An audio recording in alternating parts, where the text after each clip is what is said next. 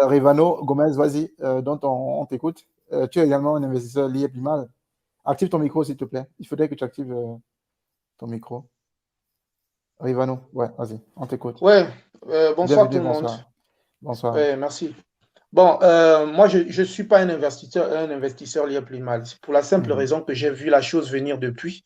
Par contre, ce qui m'a poussé à me connecter au live, c'est parce que j'aimerais vraiment que mon frère investisseur, je crois que c'est investisseur numérique, investisseur numérique, honnêtement, il faut ouvrir les yeux. Parce que depuis là, j'ai l'impression que tout ce qu'on est en train de dire, pour toi, c'est du n'importe quoi, c'est du mensonge. Je ne pense pas que les gens peuvent être en train de faire ces lives pour dénigrer l'IA-Plimal.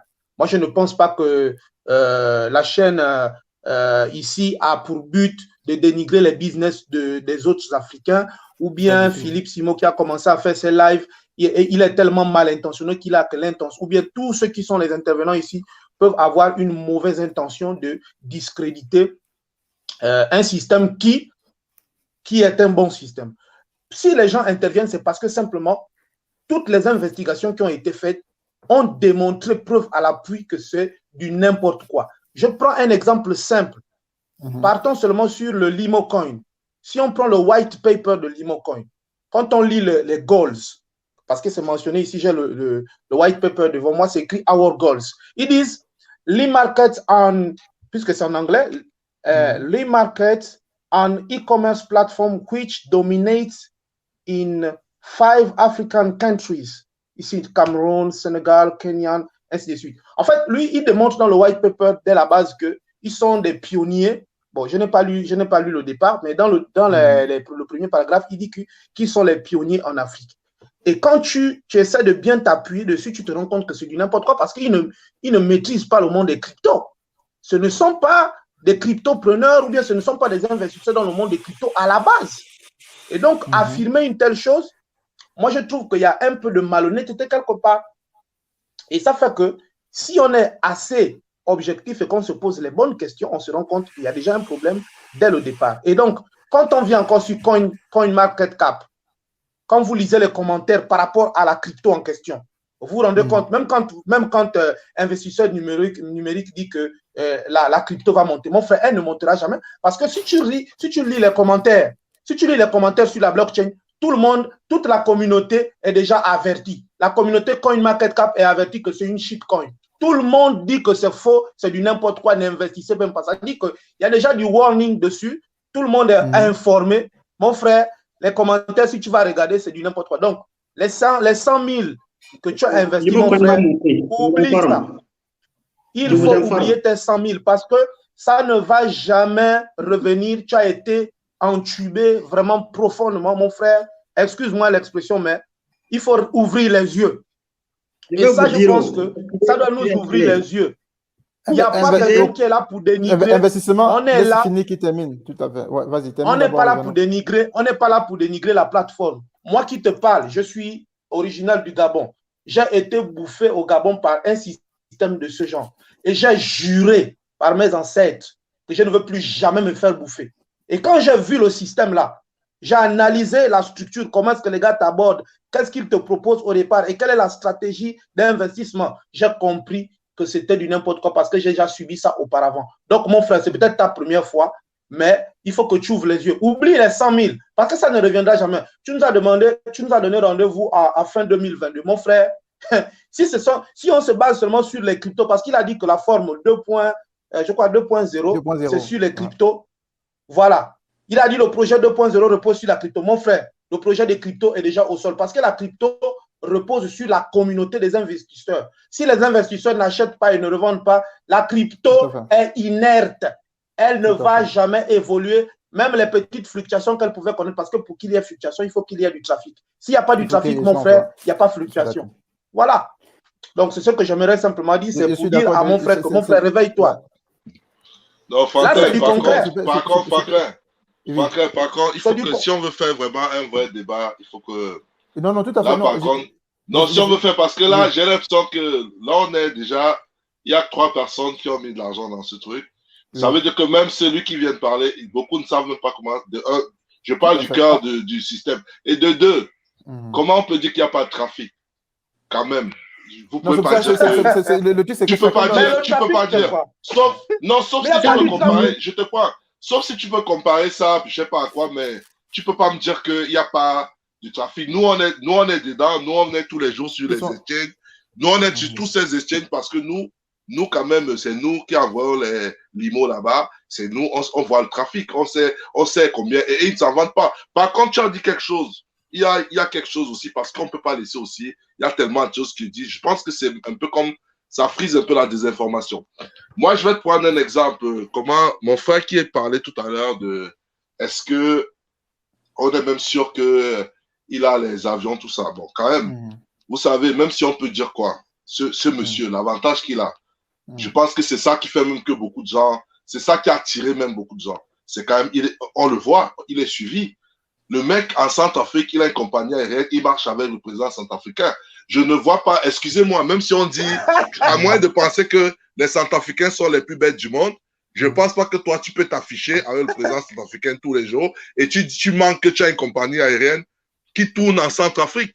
Je veux dire qu'à un moment, quand même, moi, j'étais à Aquabank. Vous savez, souvent, les gens, ils parlent, l'autre, tu es au Gabon, tu parles. Moi, j'étais au pays, moi, je sors du pays. Moi, je suis allé à Aquabank. Moi, je suis allé à SimCity. Je suis allé à SimCity, je suis allé à Aquabank.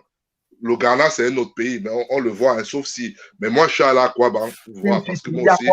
En ce moment. Là, je dis, moi, je suis allé à Aquabank. Attendez qu'il termine.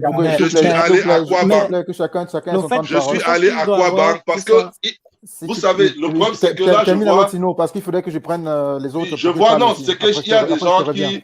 Il y a des gens qui s'asseyent, ils lisent des papiers, ils sont experts en crypto et ils viennent démontrer que ça marche pas, tout est faux. Mais moi, c'est pas que je parle. Je suis allé à SimCity. Je suis allé à SimCity. Moi, je suis dans l'immobilier. Voilà. Je vais vous dire, au Cameroun, le projet de SimCity, ce monsieur, excusez-moi, ce monsieur a allé récemment, on l'a vu, il a affiché dans les médias, il a signé des contrats avec la mairie de Kribi. Tu ne peux pas mentir sur un projet. Moi, j'étais à SimCity, moi, j'étais visiter les terrains, j'ai fait un lotissement à même pas 10 km de SimCity. C'est là-bas, il y a des engins. Il a été reçu à Kribi. À Kribi, il a une grosse cérémonie qui est passée dans les médias. Je veux dire qu'on peut dire, moi, je pense que le seul problème avec l'IPIMA, c'est l'Érythrée. Les gars, arrêtons aussi. Peut-être tout ça, ne dites pas qu'il n'a pas fait. Peut-être il faisait ça pour attirer les gens, mais je vous jure que ces choses, c'est des trucs palpables qu'on voit. Et par contre, focalisons-nous sur l'Érythrée et tout, mais ne venez pas me parler des choses. Vous n'êtes pas dedans, les gars. Tout à fait. Non, le truc, c'est que je veux quand même qu'on échange sur la logique. Parce que non, parce que je vois, j'ai pris mon frère du Gabon qui parle d'un exemple. C'est comme souvent les gens nous parlent de ce qui s'est passé au Cameroun, là, qui a échoué là. C'est pas le même modèle. On peut être d'accord sur ce modèle pareil, ou pas. C'est pas. Non, pour toi, mais tu n'es pas. Toi, tu n'es pas dans l'IPIMAL. Tu ne connais pas. Je parie que tu n'as jamais vu. Mais tu ne connais pas. Je n'ai jamais vu. Moi, non, tu ne connais pas, les gars. On est venu chercher à me convaincre de l'IPIMAL. Oui, mais ça ne veut pas dire. C'est pas parce que tu as dit que tu n'aimes pas. Et même nous, même le Bitcoin, on dit aux gens de prendre, ils ne prennent pas. Il y a des gens qui veulent pas aller dans les cryptos. Mais ne dis pas que toi, tu parles avec beaucoup de certitude, tu ne connais pas. Sinon, un instant, juste, je vais te relancer, pour un peu mettre de l'ordre sur le plateau. Chacun a son temps de parole. Et s'il vous plaît, les amis, on est en train d'éduquer les gens. Bon, moi, je vais terminer. Non, tu n'as pas la parole. Tu n'as pas la parole parce que tu as déjà parlé. Je vais prendre Kamel Curieux maintenant et ensuite, on va prendre Vital. Tout le monde va parler parce qu'on échange. Et à la fin de la journée, on pourra, chacun qui nous écoute aujourd'hui pourra déterminer si c'est un système à croire ou pas. Parce qu'il faut avoir tous les éléments. Donc, Kamel Curieux, bienvenue et tu as la parole. Je sais que toi, tu es quelqu'un de très lucide. Tu avais assisté à un live également où ça avait déroulé. Donc, je suis vraiment enchanté aujourd'hui. Merci les frères. Et un salut en Allemagne où j'ai été. Je me connais depuis les États-Unis là maintenant. Okay. Voilà, donc, il y a un certain nombre de questions que je me pose. En fait, vous savez, je suis rentré dans le monde de l'investissement. Je suis ingénieur informaticien pour la plupart de nos frères qui ont étudié en Allemagne. Donc, je suis rentré dans ce domaine il y a un certain nombre d'années. Ce que je peux vous dire, c'est que des Ponzi, il y en a vraiment beaucoup. Il y en a beaucoup. Et très souvent, on va se rendre compte que quand on a été frappé une fois, on devient très allergique et très sensible à cela. Maintenant, la raison pour laquelle je me connecte là ce soir, c'est quoi? Je suis pas client lié plus mal, ça je le dis de prime abord. Voilà, mais j'ai quand même un certain nombre de questions. Alors, nous savons tous, parce que la plupart des personnes que je vois ici, c'est des gens qui sont dans l'investissement aussi, peut-être à titre de hobby ou à titre professionnel, qui, d'une manière ou d'une autre manière.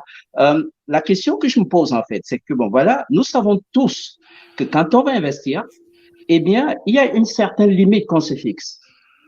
En deçà de laquelle on agit automatiquement, quelle que soit la situation, parce qu'il y a des risques qu'on ne peut pas prendre. C'est tout simplement comme ça.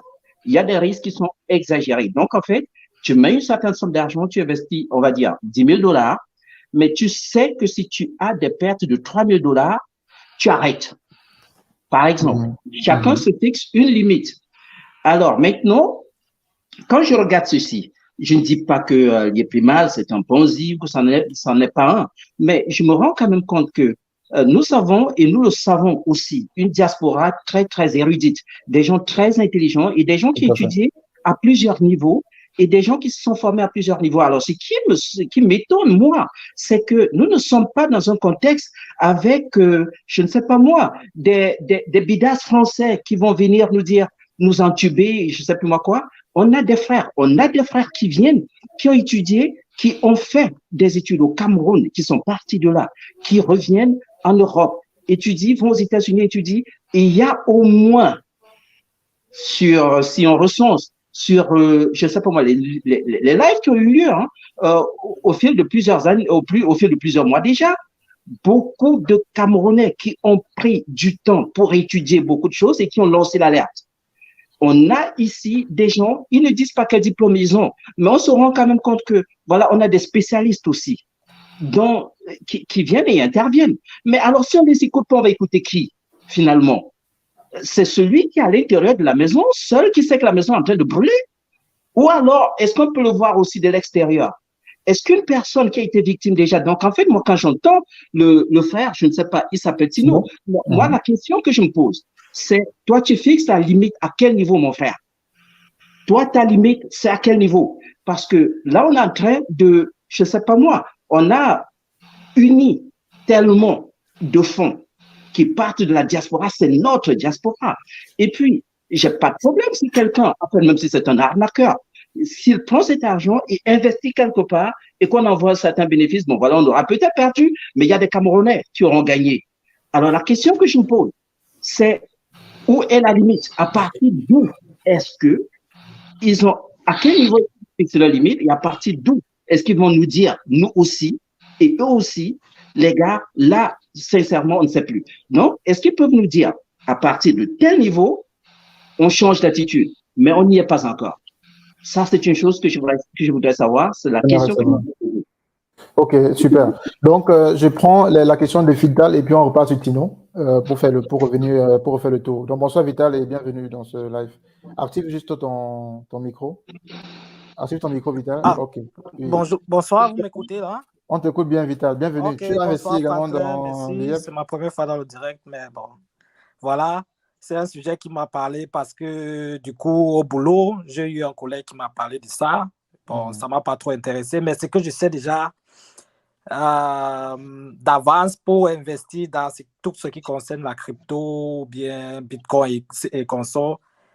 Pour un débutant, tu investis dans cela avec un argent où tu sais que si tu perds, tu n'auras pas de remords en fait. Donc, c'est un argent où tu le mises et tu sais que si tu perds cet argent, ça ne va pas te causer de problème. Quand tu commences à investir à un certain niveau, il faut comprendre dans quoi tu es en train d'investir. Au début de l'investissement, dans le début de l'investissement, on ne prend pas une grosse somme, on investit dans un sujet où on ne maîtrise pas, quoi. Et on s'est fait arnaquer plusieurs fois par ce système de Ponzi là, parce que je me rappelle, comme tu as dit une fois, je crois, dans l'une de tes vidéos, dans les années 2012-2013 ici en Allemagne, il y avait un système aussi qui avait été mis en place où les gens avaient des ordinateurs allumés et plusieurs personnes ont essayé aussi à l'époque là de me parler de ça. Mais ce que j'en sais de cette histoire, c'est que les premières personnes toujours investies reçoivent l'argent, après ils jouent sur leurs bénéfices en fait. Et après, quand un problème arrive comme ça, ils n'ont pas trop regretté.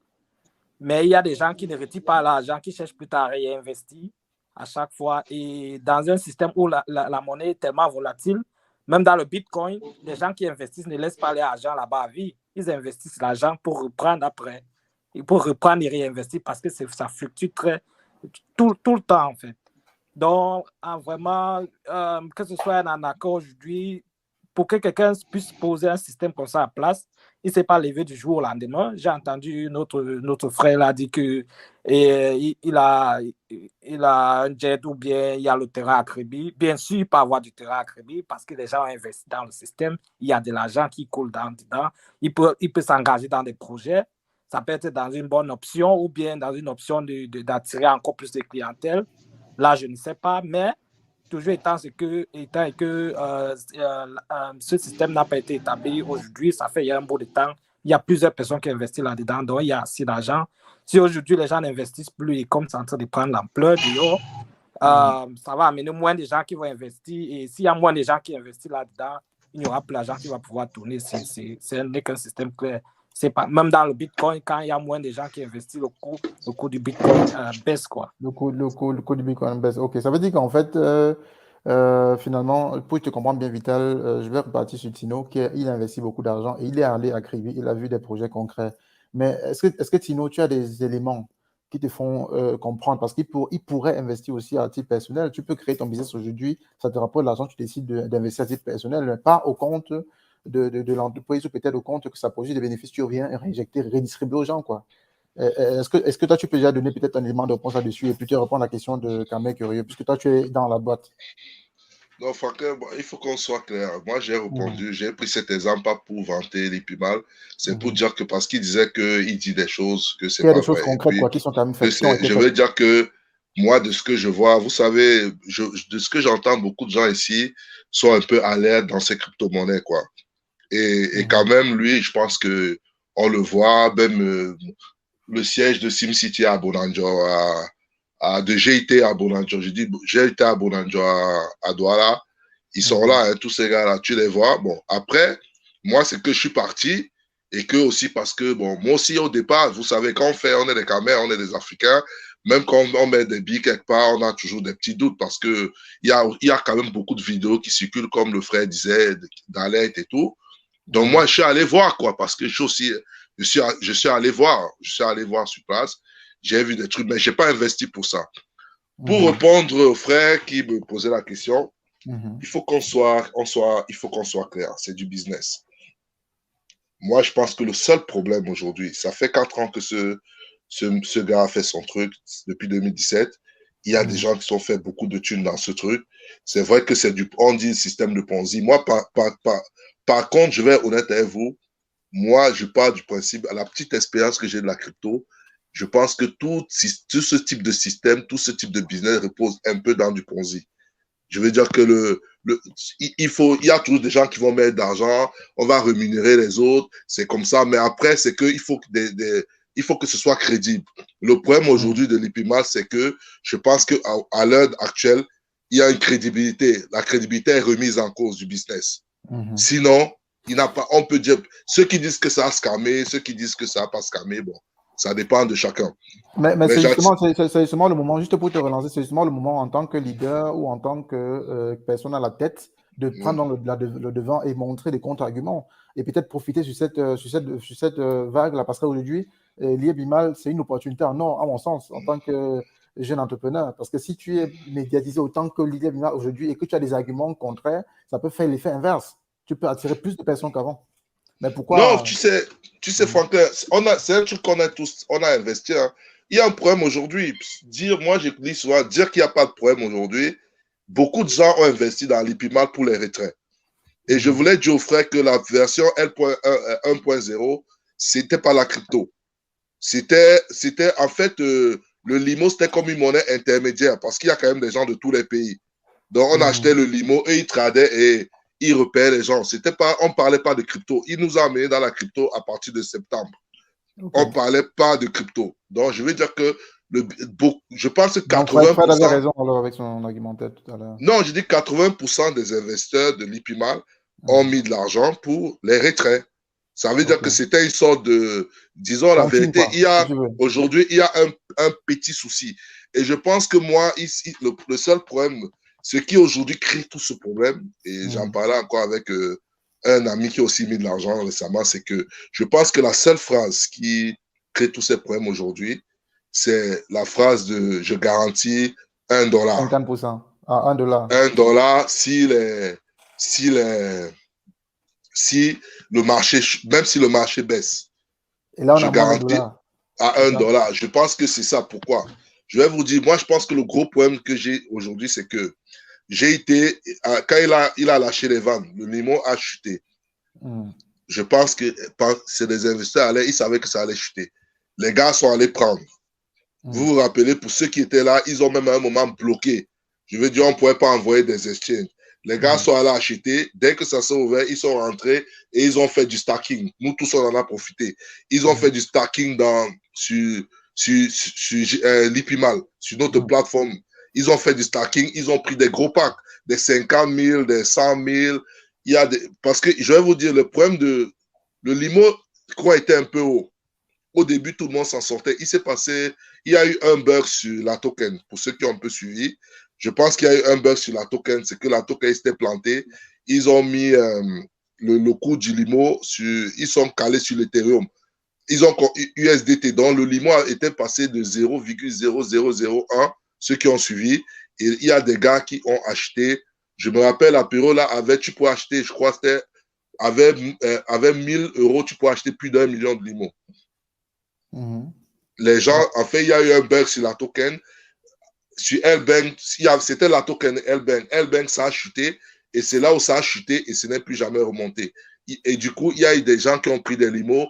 Nous tous, on a profité. On est reparti faire du staking sur l'IPIMAL. Et comme il y avait cette histoire de je garantis $1, en décembre, tout le monde, vous savez, à un moment aussi, quand il est passé, là, il y a une perte de confiance des investisseurs. Du coup, le fait qu'on aille sur la plateforme, ça a tué le marché parallèle. Parce que, je vous dis, ce système reposait sur deux choses. Les retraits, mais ce n'est pas tout le monde qui faisait les retraits parce qu'il y a beaucoup de gens qui n'avaient même pas, ils ne pouvaient pas faire les retraits, ils n'avaient pas de carte bleue, ils n'avaient pas tout, mais ils vendaient les limos dans le marché. Quand il est allé sur les plateformes, le cours du limo étant très bas, tout le monde allait acheter de ce côté. Même le marché parallèle, c'était bas. Le limo aujourd'hui coûte 50 francs. Mais sinon, justement, pour te relancer, est-ce que sincèrement aujourd'hui, parce que tu as dit les gens, quand on parle vraiment de se baser sur les retraits, c'est parce que la vie est dure. On en sait, tout le monde, tous ceux qui sont en Allemagne, aux États-Unis, c'est difficile de gagner 1 €, 10 €. Donc, est-ce qu'aujourd'hui, sincèrement, au fond de ton cœur, tu crois vraiment que ne serait-ce que la partie retrait sera encore possible? Personnellement, comme il y a un frère qui a dit, vous savez, le business, chacun le fait, c'est chacun qui sait pourquoi il le fait. Moi, j'ai mis un argent, même si on pense que j'ai quand même mis une certaine somme, mais je ne vous cache pas que je ne vais pas me suicider parce que je ne retire pas. Ça, je l'avoue, je ne vais pas me suicider. Moi, ça m'a permis aujourd'hui, même pour vous dire, moi, je suis de ceux qui arrivent quand même à se faire un peu d'argent, même avec le limo coin. Parce qu'aujourd'hui, par les fluctuations, moi, je vous prends un exemple. Quand il coûtait 0,02, moi, j'ai pris quand même j'ai mis une certaine somme d'argent, j'ai pris. Aujourd'hui, il est monté il y a 2 jours à 0,04. Ça veut dire que si moi, je le revends, je doublais. Donc, je veux dire, moi, je pense que je représente une petite partie. Et c'est là le problème. Parce que 80% des gens, c'est eux qui ont des problèmes aujourd'hui. Bon, Ponzi, pas Ponzi. À chacun de voir, mais de toute façon... c'est chacun de voir. On ne met pas d'argent. On ne met pas l'argent. C'est pour ça que moi, j'ai intervenu dans le direct. C'est que même si c'est un Ponzi, même si c'est tout, mais il faut que, même si on veut dire que c'est pas bien, il faut qu'on dise quand même la vérité, ce qui se passe. Faut pas qu'on vienne juste tirer. Je suis content que tu sois là. C'est justement pour ça que je ne fais pas d'attaque de personne, je ne discriminise rien. J'éduque, c'est ça le plus important, qu'on puisse changer les idées et chacun pourra faire sa petite expérience. Moi, quand j'écoute le frère docteur Crypto, qui semble s'y connaître bien, et il y a 2 jours, je vais vous prendre aussi un exemple. C'est pour ça qu'il moi me révolte un peu. Il y a Philippe Simon qui a fait... Après, tu vas laisser les autres aussi parler. Vas-y, je t'écoute. Oui, donc il y a Philippe Simon qui a un lien là, qui passe un jour, c'est où une dame dit, le lien c'est écrit, elle a perdu $146 000. Tous ceux qui n'ont pas fait ça, ils vont prendre des trucs. Moi, j'ai écouté son truc. Elle a investi 25 000, elle a fait des intérêts composés. Ça veut dire qu'aujourd'hui, elle avait un peu plus de 146 000 dans son truc, mais c'est écrit, elle a perdu $146 000. Il y a un autre où il dit que il a fui avec l'argent, qu'il a disparu l'argent. Il y a 2 jours, le jour où il a mis ça, le gars, il était en train de faire un Zoom vidéo enregistré qui est sur Internet avec un des responsables de la token au Cameroun dans son bureau à Bonanjo. Donc, même si on veut dire que c'est Ponzi, quand même, on n'a pas besoin. Là, c'est un peu comme c'est une cabale, on est en train de salir. Bon, moi, c'est pour ça. Je comprends bien sûr ta position, mais pour le cas de la dame, si elle a fait des intérêts composés et que son compte, on estime son compte à $146 000, c'est quand même son argent. On ne peut pas dire maintenant que ça ne vaut pas. Non, mais par contre, c'est là où vous faites une erreur parce que on dit des choses, on dit le contraire. Dans ce même direct aujourd'hui, on a dit il y a des gens qui ont dit que le limo, c'était pas l'argent. Parce que quand on va dire que nous, on a eu de l'argent, on va nous dire que si moi maintenant, je vous dis que moi, peut-être, je pense que j'ai dans les 300 000. Si je vous dis que j'ai 300 000, vous allez me dire que ce n'est pas l'argent. Mais comme elle a dit que j'ai perdu 146 000 parce que ça arrange un certain discours, on va dire que non, c'est l'argent. Et elle a 146 000 limos. La vidéo dont tu fais référence, je n'ai pas regardé, mais en investissement clé, si prenons l'exemple, ce qui est sur le terre à terre. Nous sommes, parce que ce sont les monnaies, d'accord? Nous sommes sur l'euro. Aujourd'hui, à l'heure actuelle, nous sommes en Allemagne, parce que ça fluctue aussi, sauf que c'est plus stable. Il est 21,45 ici, donc 22 de moins d'écart. Donc la valeur de l'euro actuellement, alors qu'on parle, ça vaut en francs CFA 655 francs. Ça veut dire qu'aujourd'hui, si j'ai 50 € dans mon compte, à l'heure actuelle, et qu'après finalement on dit la valeur de l'euro a chuté, j'estime que la valeur tentée que j'ai perdu cette valeur-là. Et je pense que c'est le même référentiel. Et ça doit être valable pour ce cas de figure. Ou bien. Oui, mais ça repose sur des contrats. Nous, tous qui sommes là, on a des contrats. Moi, je peux pas écrire à Géito aujourd'hui parce que tout ce que j'ai dans ce truc, c'est des contrats. Après, qu'on le veut ou pas, je veux dire, vous savez, on met l'argent, tous ceux qui font du business, un argent qu'on peut perdre. Moi, j'ai écouté le discours de la dame. J'ai fait un investissement. Je voulais acheter un truc un appartement de 120 000 en Afrique du Sud. Et tu vas pas mettre... je veux dire, tu mets un argent, surtout dans un domaine. Il y a beaucoup de choses intéressantes, un domaine que tu ne maîtrises pas. Tu ne mets pas un argent que tu vas venir te suicider après, machin. Non, je suis d'accord, mais c'est également la confiance parce que, Tino, ce que toi tu dis, je te comprends. Mais en fait, si après, je prends un exemple, si après, un Africain, aussi naïf qu'il est, si on essaye, sur le plan marketing déjà, d'en prendre des personnes peut-être qui ont une certaine influence, ou prendre peut-être des chaînes de télévision, tu parlais toi-même des présidents de la République et tout, ainsi de suite, pour, si tu veux, entre guillemets, déjà donner la caution morale, ça peut empêcher quelqu'un qui aurait poussé ses recherches, je n'ai pu pousser ses recherches. Donc, ça peut également être une stratégie marketing. C'est pour ça qu'il faudrait quand même être. En fait, je ne veux pas donner le tort forcément à ceux qui ont perdu l'argent parce que si aujourd'hui, la chancelière ou le chancelier. Mais pourquoi on dit qu'on a perdu l'argent? Non, parce que. C'est ça aussi le problème. Tout le monde parle. Ça fait si le mois prochain, il repaye. Moi, je pense qu'il y a. Pour l'instant, il n'y a pas de. Oui, mais ne dites. Parce que quand vous dites qu'on a perdu. Non, regarde, moi, si tu regardes le titre de mon live, c'est avec le point d'interrogation. Oui, mais quand tu le mets comme ça, c'est ce que. Non, je pose la question. Maintenant, justement, c'est toi maintenant le vis-à-vis d'apporter les arguments et te positionner comme tu t'es positionné à l'époque pour dire que le limo, je le vends comme ça. Dis également aujourd'hui que, écoute, ne vous inquiétez pas. On est en période de difficulté. L'année prochaine ou dans 2 ans, vous aurez votre argent. Ça va calmer également la tendance. Tu pourras bénéficier peut-être de cette tendance-là. Mais une entreprise qui fait des milliards, rester bouche bée, ce n'est pas forcément la bonne posture que tout le monde va avoir. C'est ça aussi la question. Ok, donc je vais faire le tour. Il y a Haj qui nous a rejoint. Raj, active ton micro et puis tu donnes ton point de vue. Et puis je vais faire le tour du plateau avec d'autres personnes. Vas-y, Raj, tu m'entends? Oui, je vous entends. Est-ce que vous m'entendez? Oui, on t'entend bien. Tu as également mis quelque chose dans l'image? Oui, et c'est que la première des choses que je voulais dire, il ne faut pas chercher pour une tête. Ça a coupé là. Ça a coupé chez toi, Raj. On t'entend pas bien. Vas-y. Alors, Raj, tu entends? Tu nous écoutes? Ça a coupé là.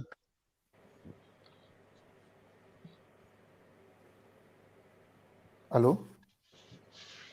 Donc, tu as un problème de connexion, Raj. Essaie de couper peut-être ta vidéo, peut-être on va mieux t'entendre. En attendant qu'il. Dans le cas, vous m'entendez? C'est bon? bon? On t'entend mieux. Oui, on t'entend mieux. Vas-y. Ouais. Ok, c'est bon? Oui, vas-y, on t'écoute. Ouais. Ok, c'est bon. Oui. Ok. Je disais que, bon, dans ce cas-ci, il ne faut pas aller chercher pour une tête rasée. La même situation s'est produite chez nous ici au Togo l'année dernière. Je ne vais pas tenir le nom. C'était dans le cadre de Chislin Awaga. C'est celui-là qui est au devant de la scène, au devant de l'investissement. Et donc, c'est de la même manière que ça se produit. Et puis, tout le monde se pose des questions. Est-ce que ça va se reprendre? Ça va se reprendre, tout ça là. Mais au finish, on a vu que tous les capitaux, plus de 2 milliards de francs CFA sont partis.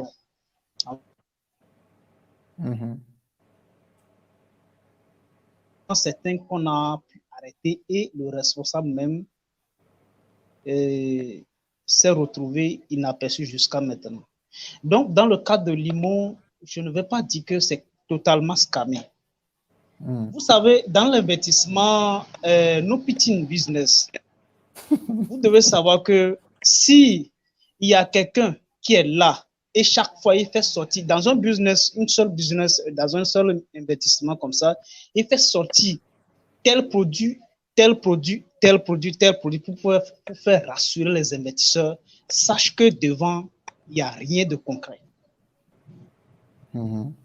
Sachez que devant, il n'y a rien de concret parce que tous ces produits sont pensés d'avant parce qu'il y a des experts derrière qui sont vraiment calés dans ce genre de domaine. Ils vont faire sortir des idées banales pour pouvoir amener plus d'investisseurs. Vous voyez? Et puis voilà. Au finish, il n'y a rien, parce qu'on a déjà fait des marketing, des réseaux, on a fait beaucoup de choses, Et on s'est conclu que ces gens de Ponzi, on ne va pas mettre un seul franc, mais quand même, on va attendre et puis on va les voir.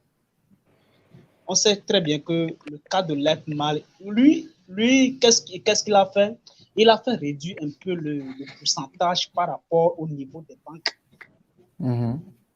Malgré qu'il a dépassé un peu, mais je disais que c'est un peu abordable. Mais quand même, les banques ne vont pas accepter cela. Vous voyez?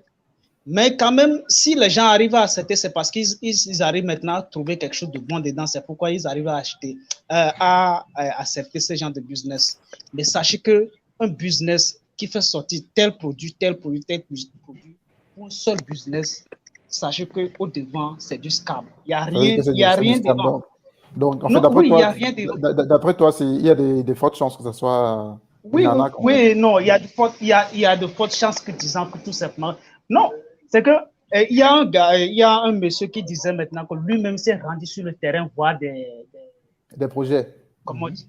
Des projets. Tout ça là aussi, vous êtes d'accord avec moi, comme moi aussi je peux faire ça. Je suis un initiateur de projet, je peux faire ça. Lui qui est en train de parler, lui aussi peut faire ça. C'est juste pour attirer des investisseurs vers son produit. Est-ce que vous êtes d'accord avec moi? Donc, ne croyez pas que ça, on appelle ça du superflu. Tout le monde peut faire ça. C'est juste pour amener les investisseurs vers soi. Donc, sachez que, oubliez l'argent que vous avez investi dès maintenant. Si ça ne recommence pas à payer, c'est bon. Mais sachez que, oubliez d'ores et déjà que l'argent là, c'est déjà payé. Super, H, on t'a suivi. Il y a Lévis et Vive Limo qui nous a rejoint et Somani également qui nous a rejoint. Mais avant de donner la parole à, je pense que Vive Limo le coin était le premier. Mais je vais d'abord passer la parole encore à Dr Crypto pour le relancer. Dr Crypto, on a écouté le plaidoyer de Tino. Il a également fait savoir en fait qu'il y avait quand même des projets affichables qui avaient été médiatisés. On parlait de dette privée, on parlait également de terrain et également la compagnie aérienne créée du côté de l'Afrique centrale. Mais c'est quand même des éléments du monde, la RCA, République centrafricaine, tout à fait. Mais c'est également les éléments quand même qui prouvent que l'argent n'est pas... Du moins, l'argent est réinjecté. Maintenant, à qui ça bénéficie? C'est peut-être ça la question qu'il faudrait se poser, non? Oui, effectivement, vous avez raison. J'ai bien vu des vidéos, y compris la ferme, la ferme piscicole avec des poissons-chats, des poussins, etc.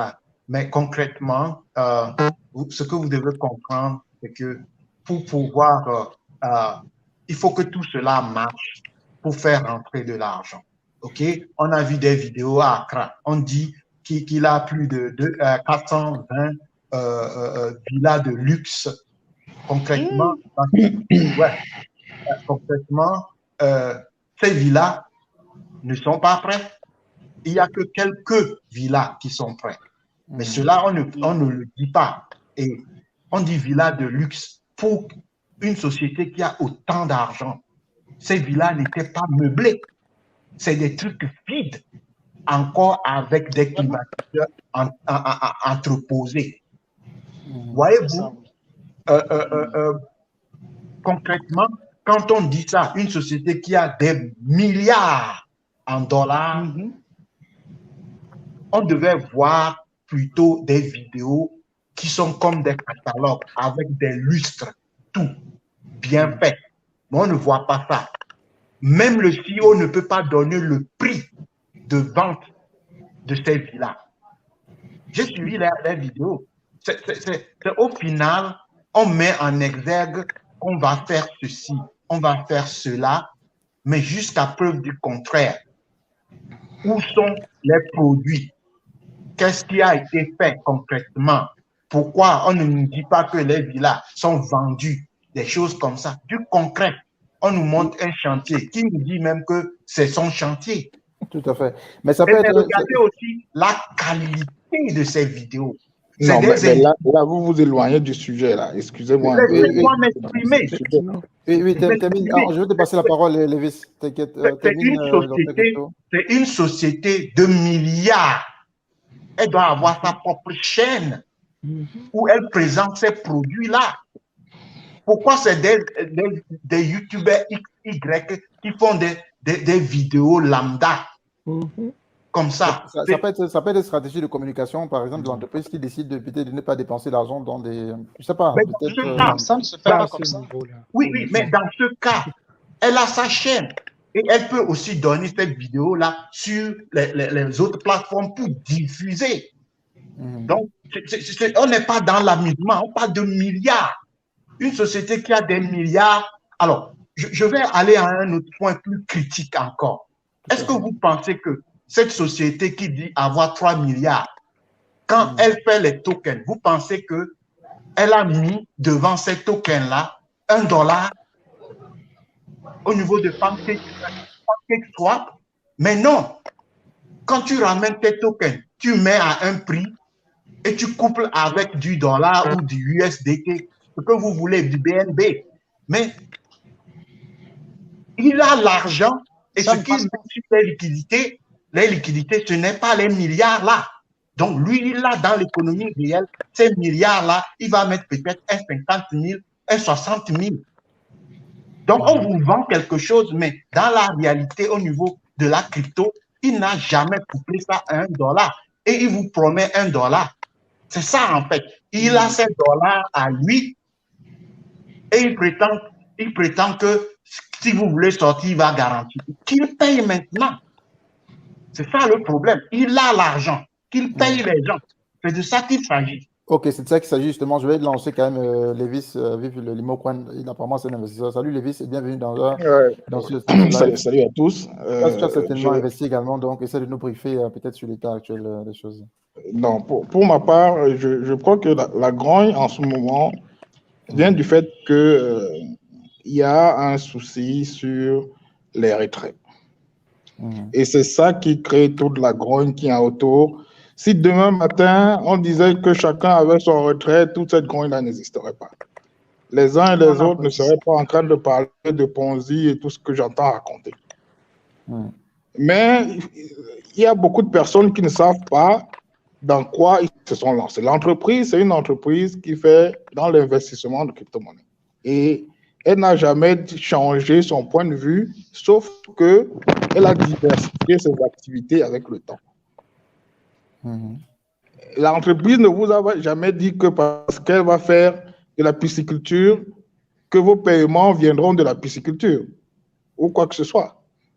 Vous avez investi dans une entreprise qui fait dans l'investissement de crypto-monnaies et qui a formé des personnes qui sont aptes aujourd'hui à pouvoir se faire de l'argent sur la crypto-monnaie. Moi, aujourd'hui, si je suis capable de trader, si je suis capable d'être dans ce milieu, c'est parce que je m'y ai intéressé à travers ce produit. Donc, il ne faut pas que les uns et les autres déforment l'information ou alors déforment ce dans quoi ils se sont mis sans avoir tous les contours. Ça, c'est la réalité des faits. Maintenant, ceux qui sont allés regarder les chantiers qui existent à gauche et à droite, c'est des chantiers qui sont basés sur le fait que moi, je dis aujourd'hui, en tant que trader, si je fais un investissement avec $1000, avoir 1% par jour, ce n'est pas la chose la plus compliquée. Donc, si on reverse une quantité de 37%, ça, ce n'est pas ça qui est extraordinaire dans la crypto-monnaie. Donc, en termes de liquidité, vu le marché qu'il y a eu sur avant, qui est la baisse qu'il y a eu le mois dernier et autres, la hausse est telle que pour toute personne qui était dans la crypto-monnaie, il s'est fait beaucoup d'argent. Si j'ai investi $1000 et que quelqu'un d'autre investit $1 million, moi et lui, même si on fait seulement 1%, ça ne peut pas être différent. On n'est pas pareil, je veux dire. Donc, dans le business model, c'est que moi, aujourd'hui, en tant que trader, si je dis que j'ai 1 ou 2 amis qui ne savent pas trader et qui me donnent leurs fonds, ce n'est pas leur retourner 5% ou 10% après 1 an qui est la chose la plus compliquée. Donc, ça, c'est le modèle sur lequel l'entreprise s'est constituée au départ. C'est ça, avec ça qu'elle s'est constituée au départ. Et les paiements la méthode de paiement s'est greffée avec différents types de partenaires que l'entreprise a pu avoir dans le temps. Parce que, par exemple, quand les gens parlent de cartes bancaires, ce n'est pas l'entreprise qui produit les cartes bancaires. Tout le monde sait que c'est UBA avec qui ils ont lié un partenariat qui est en droit de pouvoir s'acquérir des cartes bancaires. Mais avec le temps, on a vu les difficultés qu'il y a eu à ce que les cartes arrivent sur le terrain. D'autre part, la plateforme a été faite sur la blockchain Ethereum. Pour ceux qui sont à l'étranger, dont je fais partie, quand vous regardez la configuration bancaire, elle a été faite telle que ça se fait au Cameroun, c'est-à-dire dans un environnement où l'adressage, le milieu n'est pas déterminé par des adresses précises. C'est pourquoi vous allez voir que quand on configurait la blockchain à ce niveau, on n'a pas pris en compte les adresses à la fois de la banque en question et de la personne dont le compte est enregistré. Or, beaucoup de banques, pour accepter un virement, tous ces détails-là, parfois, ils les exigent. C'est pourquoi vous allez entendre qu'il y a des personnes chez qui ça passe et d'autres, ça ne passe pas. Parce qu'on peut faire un virement, il est révoqué par votre banque parce qu'il estime que les informations qui y sont ne sont pas complètes. Donc, c'est autant de difficultés, sans compter les différentes problématiques qu'il y a par rapport à la COSUMAF. Parce que moi, je dis encore, le domaine cryptographique, c'est un domaine dans lequel, avec le monde extérieur, l'Afrique va à peu près au même pied de départ. Et je me serais attendu à ce que nos zones économiques puissent se positionner sur cette question parce que c'est un domaine d'avenir tel que nous le voyons aujourd'hui. Donc, si la COSUMAR choisit de faire un revers, moi je dis, il était, moi je suppose dans mon analyse que le passage dans le domaine numérique public était programmé. Oui, tout à fait. Mais il a dû être mis rapidement de l'avant parce qu'on se retrouve dans un climat où la COSUMAR décide de ne pas habiliter la crypto-monnaie dans la zone. Et l'entreprise, si vous remarquez aujourd'hui, le produit Lieplimal par le groupe GIT est géré par Simcrest Group, dont le siège est à Dubaï. Oui, oui, absolument. Ça n'a pas été fait au hasard parce que s'il faut que le business continue, il faut qu'il soit dans un environnement où il a un encadrement qui le permet de fonctionner. Le produit restant au Cameroun, il est suscité que avant la fin de l'année dernière, il devrait se retrouver dans des problèmes juridiques. Tout à fait, tout à fait. Mais la promesse, justement, la structure, on a compris. Mais d'après toi, qu'est-ce qui fait problème de façon concrète? Qu'est-ce qui bloque les paiements? Ce que moi je dis, les paiements vont se faire d'après toi. Globalement, on a aujourd'hui un problème qui est un problème de retrait. C'est-à-dire, le paiement connaît des difficultés à la fois au niveau des partenariats et de différents liens qu'il peut avoir. C'est pourquoi moi, c'est mon analyse de penser que si on est dans les exchanges et qu'on a une valeur qui pourrait être minimale à $1, ça faciliterait à chacun, quel que soit là où il se trouve, de pouvoir prendre son argent sans aucun problème. Étant donné que la liquidité sur les plateformes, tout le monde voit bien, parce que pour toute personne qui est dans la crypto, les monnaies qui manquent de liquidité, ça se voit. Mais sur tous les marchés où le LimoCoin est enregistré, vous n'avez pas un problème où vous avez mis un ordre qui n'est pas passé. Ça veut dire que le marché est liquide. Donc, c'est ce que ça veut dire. Oui, maintenant pour en crypto, le problème ne se pose pas. Parce que les personnes ont dit, pourquoi ils ne nous payent pas en USDT? Le problème qui se pose, c'est que si vous payez en USDT, vous valorisez le USDT et le Limo même ne prendra jamais la valeur. C'est ça que ça veut dire. Donc, les personnes, lorsque les marchés se sont ouverts, les personnes se sont ruées sur les marchés sans savoir les impacts que ça devait avoir. Si chacun avait mis les ordres à $1, le problème qu'on pose aujourd'hui ne se poserait pas. Ok, donc en fait, pour Parce toi, que dès le départ, les gens sont allés sur le marché sans connaître les principes du marché. Parce que chacun était que comme on est resté 1-2 mois sans pouvoir toucher, 3 mois sans toucher, vaut mieux j'aille le premier que je prenne. Mais sans regarder la conséquence que ça a sur tout le monde.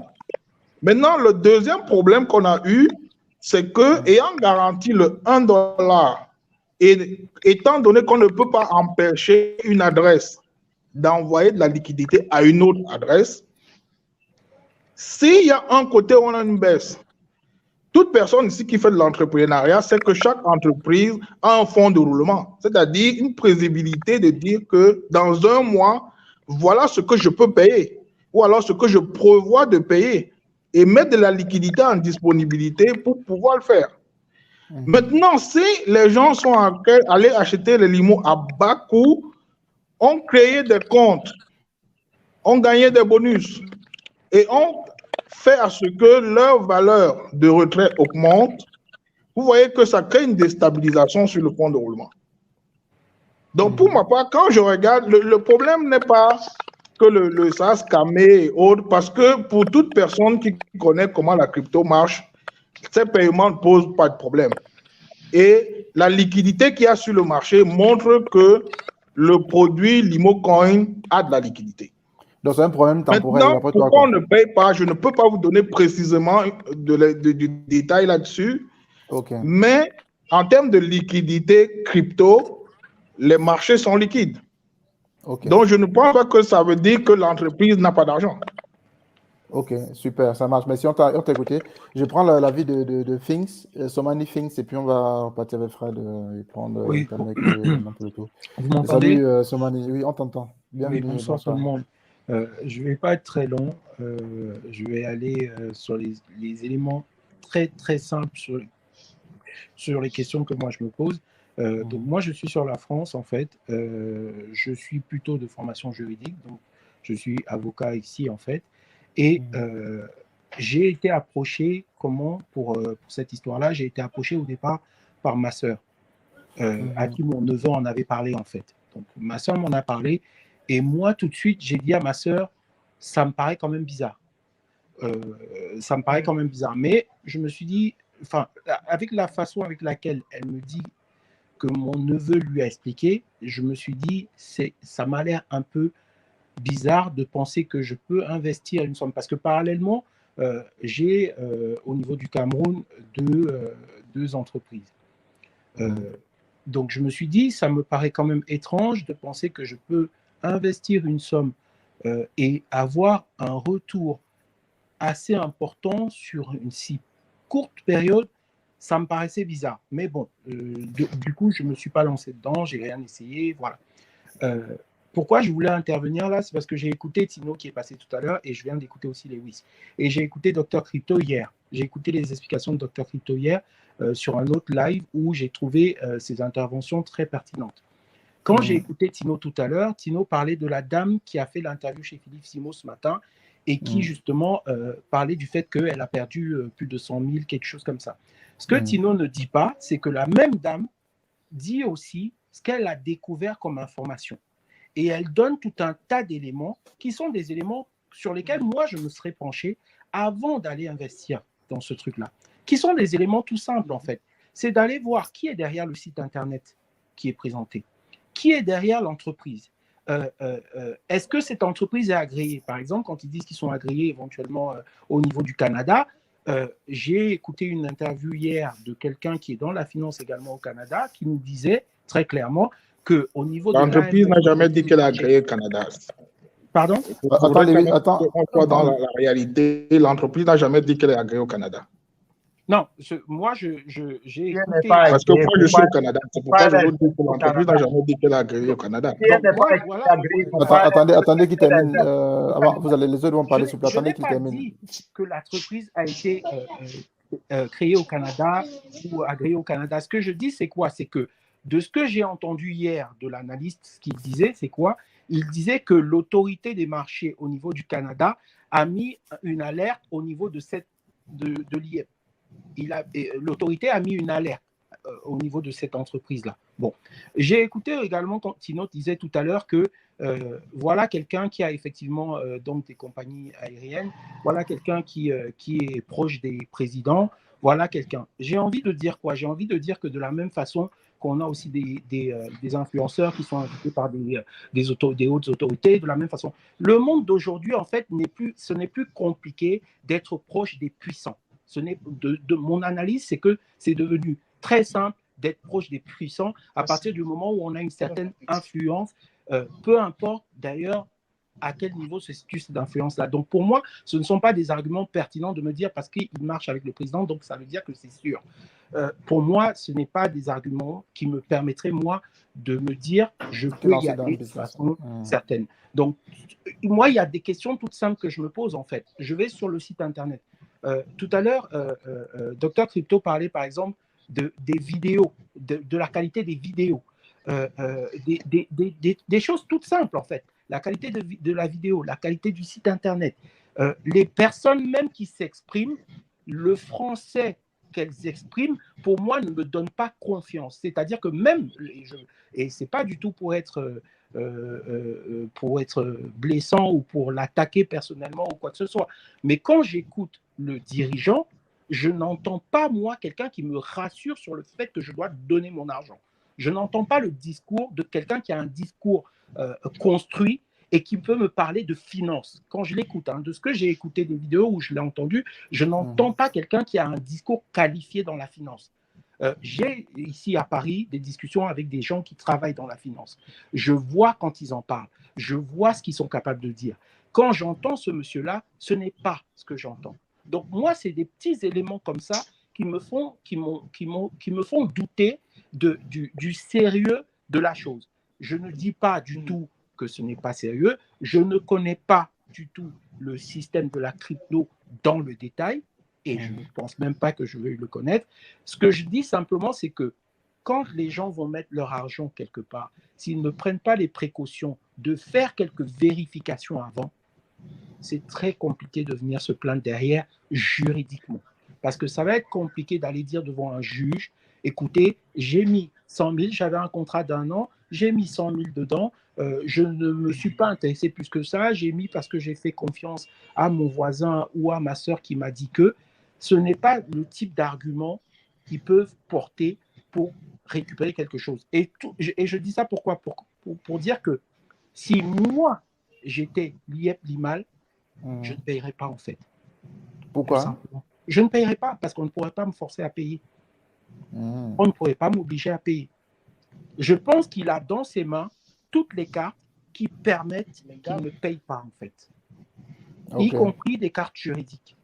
Donc il n'y a pas de moyen de pression de ta part. Et je ne veux même pas vous parler de la faillite parce que ce serait encore le plus simple. Hein. Il a juste à déclarer la boîte en faillite et ce serait très simple. Donc je ne vois pas comment techniquement, comment juridiquement, on pourrait l'obliger à payer. Mais les gens ont dit que ça ne se fait pas sur la base de contrat. Il y a des contrats avec les investisseurs. Franklin, est-ce que je peux ajouter quelque chose, s'il te plaît? Il y a des contrats avec des investisseurs, soit. Mais vous voyez, j'ai parlé à l'instant de la liquidation de la faillite, par exemple. Quand vous êtes en faillite, les contrats, ils ont beau être... Ça ne veut rien dire. Oui. Non, ce que je voulais ajouter, c'est que en tant qu'investisseur, parce que jusqu'ici, les gens disent qu'ils ont perdu. Vous avez perdu quand c'est quelque chose dont vous ne pouvez plus entrer en possession. Donc, pour des choses qui sont traçables et pour lesquelles la personne à qui vous réclamez ne nie pas que vous ne possédez pas ou que vous n'avez pas droit, je vois mal comment on peut parler de perte. Alors, parce que depuis, les gens parlent de perte, mais jusqu'ici, je ne vois pas la perte. Alors, ça, c'est la première chose. De ce que j'ai compris, la deuxième chose que je voulais apporter, c'est que les gens qui parlent d'enregistrement des marchés, par exemple, au Canada, les Canadiens qui sont dans l'affaire ont créé des groupes Facebook, WhatsApp et autres qui disent l'IEP Limal Canada. C'est pourquoi l'autorité des marchés est sortie à un moment donné décrivant que le produit l'IEP Limal n'est pas enregistré à l'autorité des marchés au Canada, ce qui était vrai. Oui, tout à fait, nous sommes d'accord.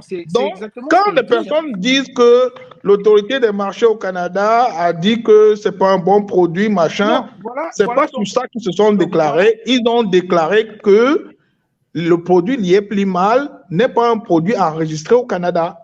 Et ce qui était vrai. Voilà donc un produit. Donc, quand on vient présenter cet argument comme étant un argument pour dire que c'est un faux et autre, je vais essayer de te dire juridiquement en fait ce que ça veut dire. Juridiquement, quand on dit qu'une entreprise n'est pas enregistrée sur un territoire et que cette entreprise vient exercer sur ce territoire-là, tu comprends qu'il y a une difficulté. Mais est-ce que c'est l'entreprise qui exerce? Elle a les membres dans ce territoire. Tu es d'accord avec moi que les produits de l'IEP Limal sont proposés à des citoyens canadiens? Oui. Voilà. Donc mais c'est un produit en ligne. C'est un produit en ligne comme vous pouvez être en Allemagne et acheter les produits à Dubaï. Attends, que ce soit en ligne ou sur le territoire, ce que je dis simplement, c'est quoi? La loi canadienne, sa première vertu, c'est de protéger les citoyens canadiens. D'accord? Tout à fait. Je vais faire une analogie avec, par exemple, le RGPD. Vous avez peut-être entendu parler du RGPD pour protéger les données à caractère personnel des citoyens européens. Bon, que les données soient traitées aux États-Unis, si ce sont des données de citoyens européens, ils doivent faire l'objet de protection. C'est notamment pour ça que au niveau de la Commission européenne, on a estimé que le Privacy Shield qui couvrait les traitements de données aux États-Unis ne protégeait pas assez les données à caractère personnel des citoyens européens. Mais reconnaissez également que vous ne pouvez pas empêcher un citoyen européen d'aller investir ailleurs. Non, attends qu'il termine, je vais te relancer, s'il te plaît. Ce que je dis, c'est que à partir du moment où le produit est ouvert aux citoyens canadiens, vous ne pouvez pas dire que si l'autorité de marché précise que cette entreprise n'est pas enregistrée au Canada, ça ne veut rien dire, ça n'a pas d'impact. Non, je n'ai pas dit que ça ne veut rien dire, c'est pas ce que je dis. Ça a un impact, ça veut dire quoi? C'est pas ce que je dis. Elle a dit, elle ne recommande pas. Attends qu'il termine, s'il te plaît. Tu dois malheureusement te couper le micro. Je suis d'accord. Mais ce que je sais aussi, c'est quoi? C'est que pour fonctionner dans le domaine financier, bancaire, argent, il faut disposer d'un certain nombre d'agréments. Ça, c'est très clair. Et si on ne dispose pas de ces agréments-là, on peut toujours vouloir évoluer sur le net, comme il y a des banques maintenant qui fonctionnent à 100% sur le net, y compris ici en France. On peut toujours, et je peux vous assurer que si une banque camerounaise, créée par un Camerounais à 100% camerounaise, vient s'installer sur le net et commence à prendre des clients français, je peux vous assurer que l'autorité des marchés française mettra un œil sur les transferts qui sont effectués avec cette banque-là. Ça, c'est certain.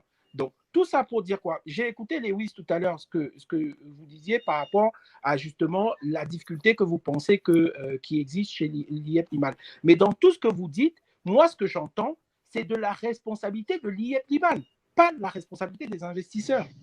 De tout ce que je vous ai entendu dire, quand vous dites oui, mais peut-être qu'ils n'ont pas assez fait ci, peut-être que ça, ils pourraient le faire comme ça. Les virements, peut-être que c'est au niveau des banques que ça coince. Mais c'est à l'IEP-LIMAL de s'assurer que si quelqu'un vient rentrer ces informations bancaires chez moi, les conventions que j'ai avec les banques me permettent d'envoyer l'argent sur les comptes de ces personnes-là. Ce n'est pas aux investisseurs de venir vérifier chez l'IEP-LIMAL que l'IEP-LIMAL peut envoyer l'argent au niveau de leur banque. Vous voyez, donc tout ce que vous avez dit tout à l'heure, pour moi, c'est de la responsabilité de l'IEP-LIMAL qui doit s'assurer que son produit est carré, fini, complet pour pouvoir assurer les obligations qu'il prétend assurer.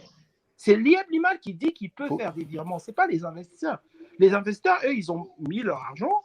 OK, l'IEP-LIMAL dit, moi, je pourrais vous faire les virements sur la banque. C'est très facile de venir dire, oui, mais maintenant, je ne peux pas vous faire le virement parce que c'est votre banque qui bloque.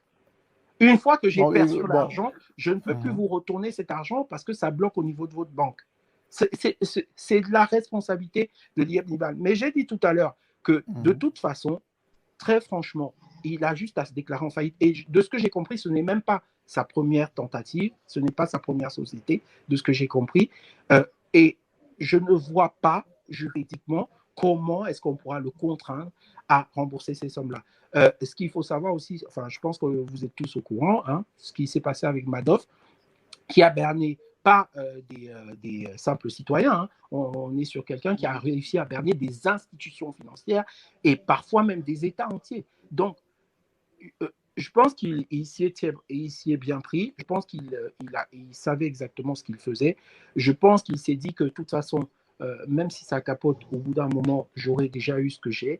Et encore une fois, je ne vois pas comment est-ce qu'on pourra l'obliger juridiquement à rembourser ces sommes-là. Je ne vois pas. Pourquoi? Je ne vois pas. Parce que même de ce que j'ai écouté, de ce que la dame qui a fait l'interview, Philippe Simon, disait tout à l'heure, il a eu une caution d'un cabinet qu'il a voulu présenter comme une caution importante en disant que c'était un cabinet américain, alors même que c'est un cabinet russe qui a juste une adresse au niveau du Delaware. Et le Delaware, on sait tous ce que ça représente en termes de finances. On sait tous que c'est un paradis et enfin, je pense que tout le monde est conscient de cela. Donc, il y a quand même des éléments qui tendent à montrer qu'il y a du flou dans le projet. Oui, tout à fait. Maintenant, moi, comme je le disais, pour terminer vraiment, il faut passer la parole à quelqu'un d'autre. Ce sera impossible pour les investisseurs de récupérer leurs sous. En tout cas, je ne vois pas comment est-ce qu'on pourra l'obliger à le faire. Voilà. Ok, merci Soumani pour ton point de vue, mais après, tu parlais des retraits de banque. Ça peut aussi arriver que c'est une phase simplement difficile pour une entreprise avec ses partenaires. Ça peut arriver, on ne sait pas vraiment, mais je vais quand même... Alors, ce que tu dis, quand tu dis ça peut arriver, Les banques, en fait, ça peut être une phase de difficulté. Pourquoi? Parce que les entreprises, quand tu es une entreprise, et surtout quand tu es une entreprise qui gère l'argent des gens, tu as aussi ce qu'on appelle des assurances, en fait.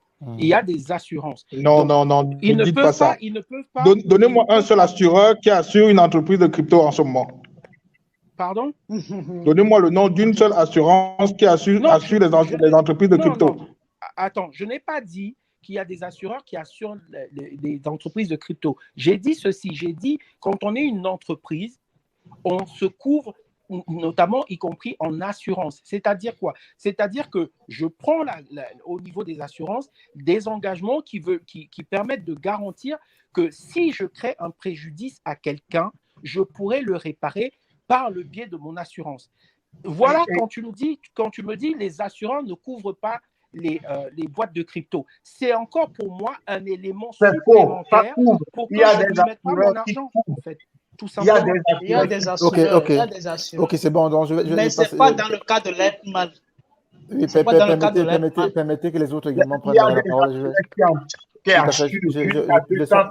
a des assureurs, il y en a bien des assureurs. Donc, on ne peut pas dire qu'il n'a plus l'argent, il passe une période difficile. Normalement, une entreprise se couvre pour ce genre de cas. Je suis d'accord, j'ai dit il pourrait, je n'en sais rien sur une situation de blocage total. Tout à fait, j'ai pas dit ou alors c'est la liquidation, c'est la cessation de paiement, c'est le défaut de paiement. De toute façon, le temps nous le dira. Donc, j'aimerais juste ton temps de prise par ordre. Bienvenue dans le live. Ton point de vue sur la question, et puis on va refaire le tour avec Fred.